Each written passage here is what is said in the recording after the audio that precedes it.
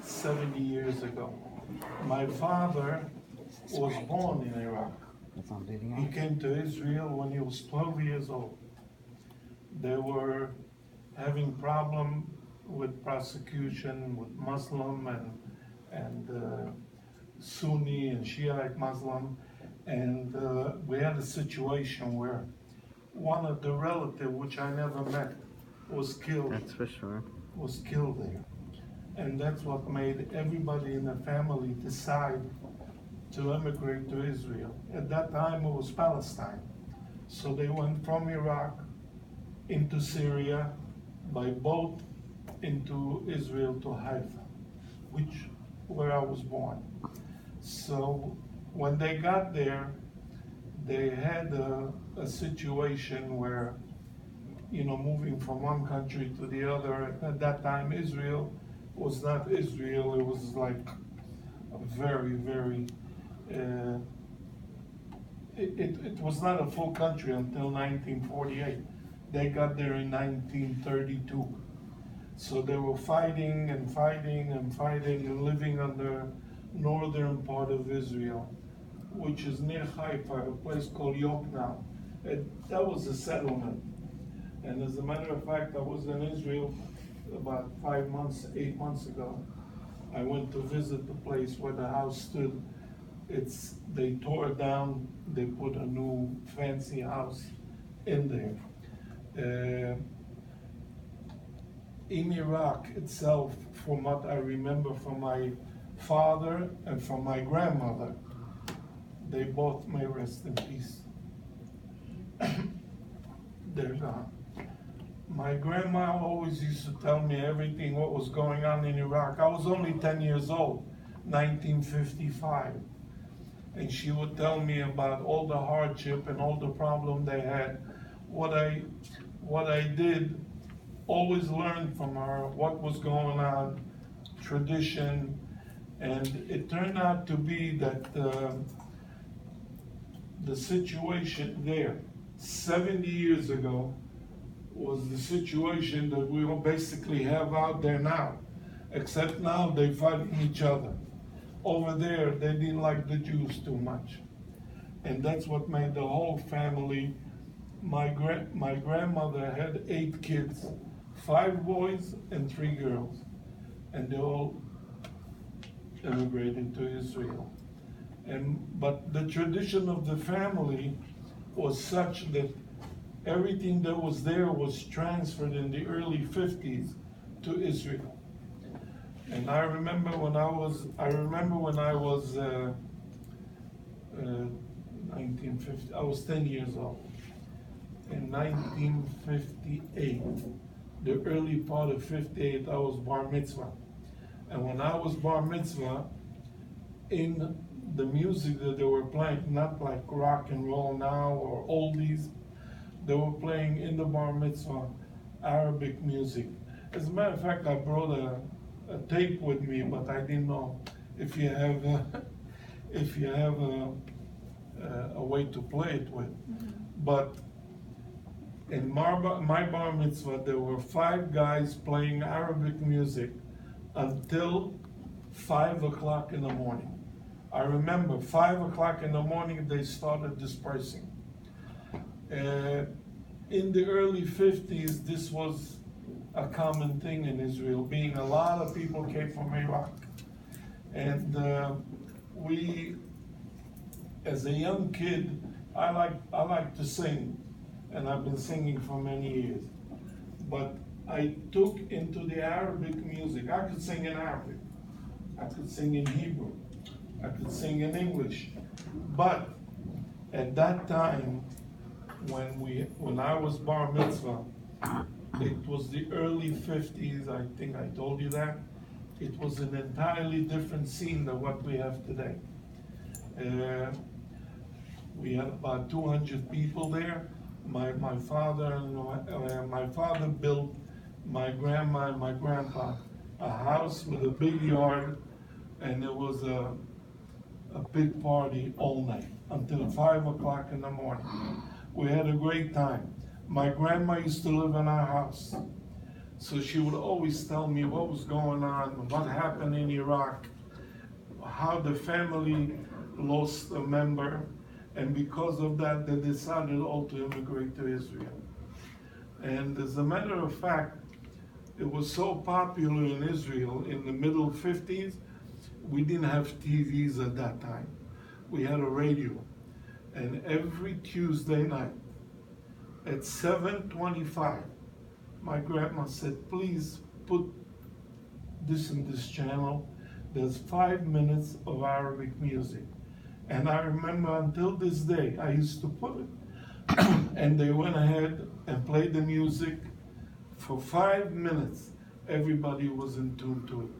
Today, it's an entirely different story, because I was in Israel 8 months ago, and with my wife, I toured the whole country for 2 months, and it's a different world completely. No comparison to the early 50s. If anybody has any question?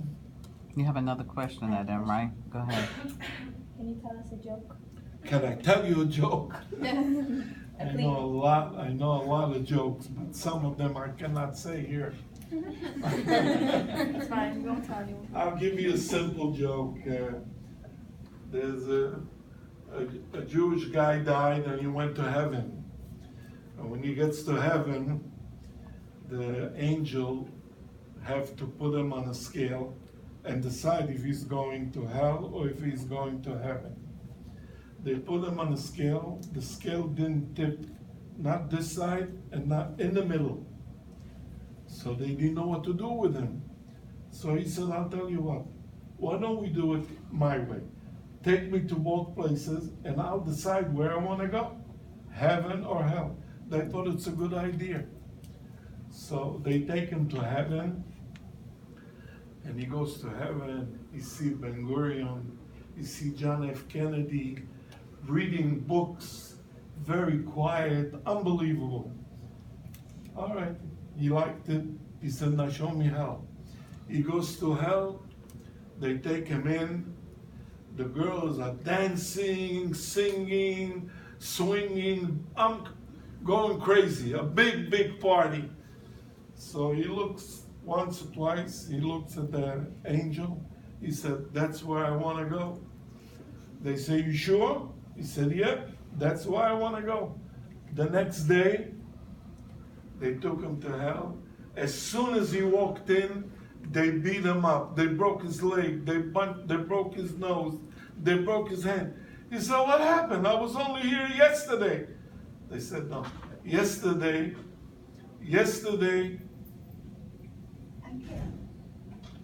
yes, that's the punchline. Yesterday, you were a tourist. Today, you're a resident. That's a joke. Well, you finished just in No, time. no. He can take his own time. Awesome. You could say more jokes? No. I sing a song? Yes. Give me the question, I'll sing you a song. What song do you want me to play? What song? Do you want me to play? I gotta sing I a can song. look here. No, but I gotta sing a song that they all know. Everybody. Common sense. You What can we all said. join in. No mic, not prepared. Friday night. No, to me, no.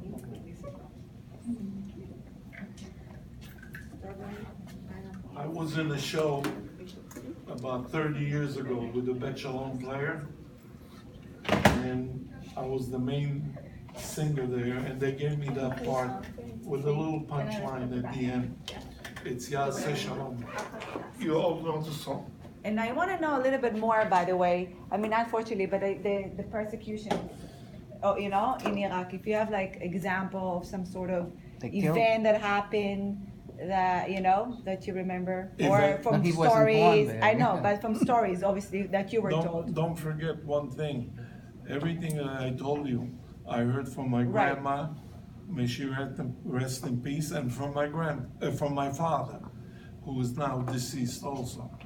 But whatever they told me, any question I could answer, I'll be more than Well, glad to they, answer. So do they you murdered your know? relative. Right. Yeah. So. My relative, They murdered. all the relatives that were in a town called outside Baghdad, a little bit north of Baghdad, a town named Ba'kuba. And they're all living there.